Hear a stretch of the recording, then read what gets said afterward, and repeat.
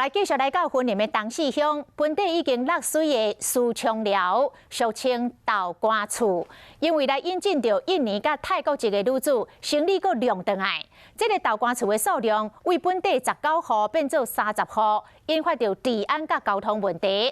云林地检署接到线报，突袭搜索，总共抓到29个未村的查囡仔，其中有一个才17岁。检察官嘛要进一步来追查看，是毋是有卡到人口贩卖。检警伫云林的当时，俗称豆干厝的猫仔经去抓到总共29个未村的小姐，其中有8个，才甲人去从事非法的性交易。出来，出家摕出来。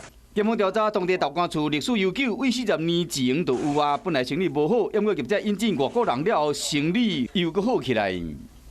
外籍人士的部分啊，主要有越南籍以及泰籍的外籍人士啊。在地人讲，豆干厝的数量为本来19户增加到30户，引起未少的治安问题。这站的有哦。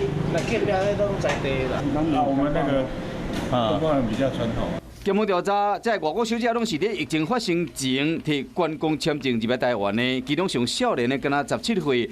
除了依照妨害风化罪起诉，嘛要调查业者敢有伫贩卖人口。